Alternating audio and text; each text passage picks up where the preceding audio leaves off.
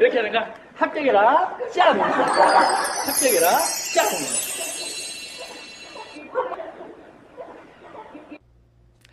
안녕하세요. 폴리경찰학 시즌3 25번째 시간 해보도록 하겠습니다. 자, 1번부터 한번 가볼게요.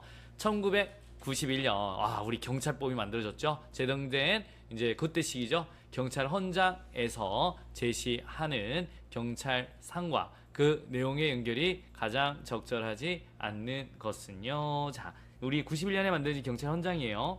자, 여러분, 건전한 상식 위에 전문 지식을 갈고 닦아 맡은 일을 성실하게 한다. 여러분, 이런 문제가 막상 내잖아요. 헷갈립니다. 여러분, 우리 친절한 경찰이 아니에요. 뭐라고요? 근면성실하죠. 근면한 경찰이다 라고 하셔야 되겠습니다. 근면경찰. 그래서 1번 틀렸죠. 자, 2번 갑니다.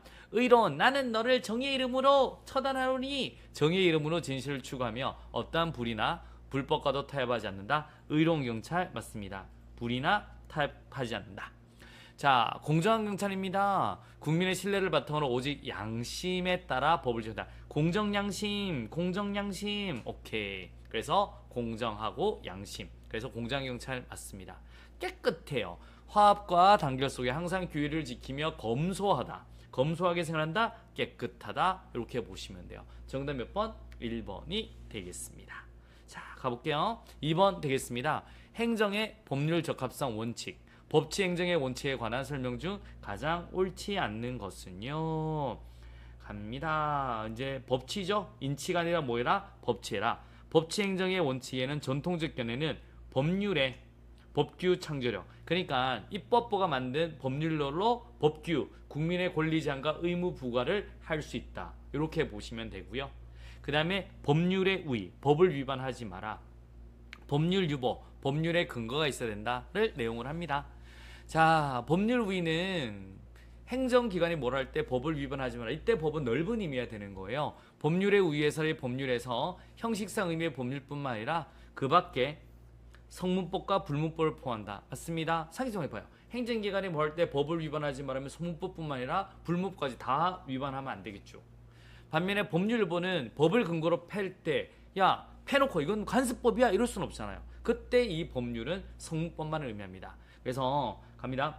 우리 법률유보의 원칙에서 말하는 법률은 국회가 제정한 성문법률과 관습법 아니죠. 성문법만을 의미하고 관습법 등 불문법은 제외한다라고 하셔야 됩니다. 그래서 3번이 옳지 않다라고 보시면 되겠고요.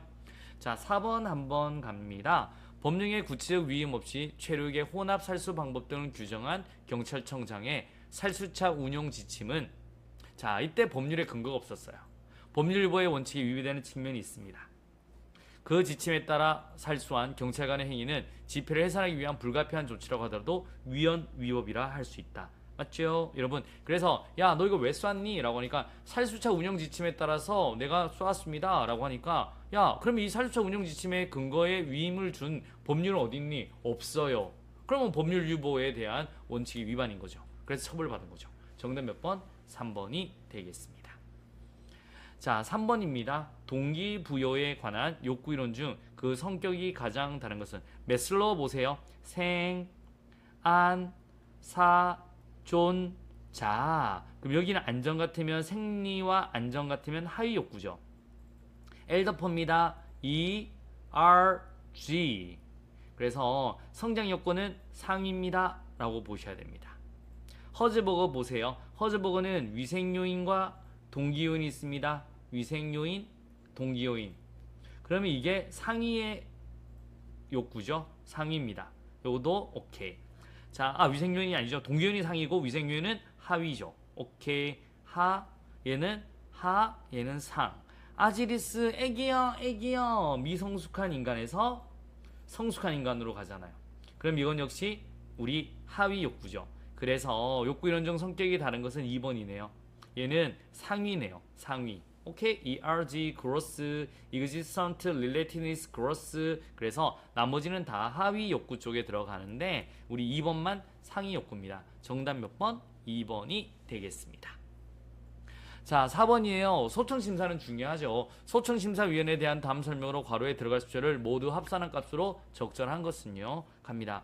여러분, 오케이. 상임위원. 상임위원 요건이 있어요. 여러분 상급 이상입니다. 상급 이상 공무원 또는 고위공무원단에 속하는 공무원으로 몇 년 이상? 3년 이상. 우리 소청심사는 참 3이라는 숫자를 좋아해요. 여러분 근무하는 사람은 상임위원이 될 수 있다. 아 그래 상임위원에 대한 자격 요건이 있구나. 비상임위원은 될 수 없다.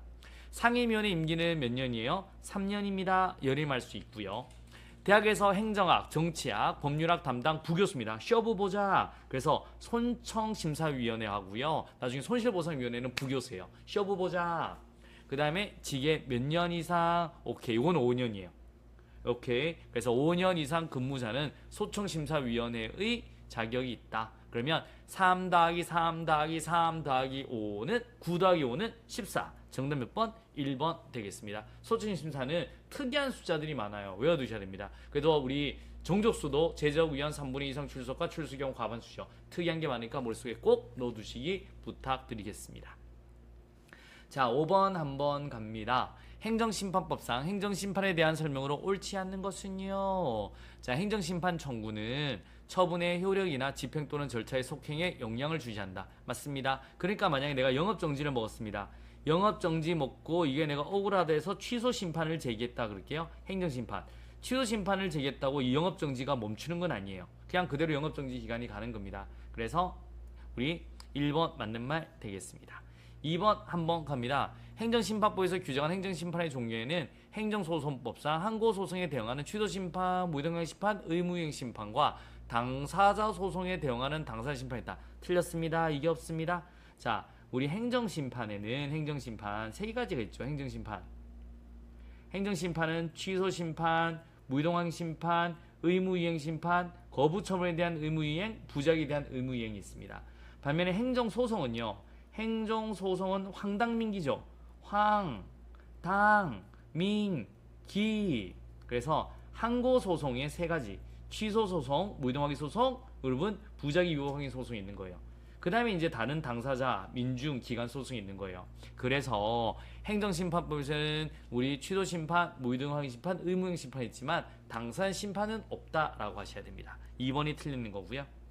행정심판위원회는 취소심판 청구가 이유 있다고 인정하는 경우에도 이를 인용하는 것이 공공복리에 크게 위배된다고 인정하면 그 심판 청구를 기각하는 재결할 수 있다. 이건 무슨 재결이요? 사정재결이다 라고 하는 겁니다. 행정심판 청구에 대한 재결이 있으면 그 재결에 대해서 다시 행정심판을 청구할 수 없다. 이거 불가변력이요. 재결을 못 바꿔요. 그래가지고 만약에 소송으로 가려면 원처분을 가지고 가는 겁니다. 이해하셨습니까? 머릿속에 한번 딱 정리 부탁드리도록 하겠습니다. 자, 여러분 이제 시험이 얼마 남았습니다. 조금은 힘을 내주세요. 여러분 저희들 이제 드디어 8월이네요. 여러분 힘을 냅시다. 여러분 합격이 얼마 안 남았습니다. 여러분 합격해라. 뿅! 합격해라. 샹! 여러분 조금만 더 힘을 내주세요. 내일 뵙도록 하겠습니다. 수고했습니다.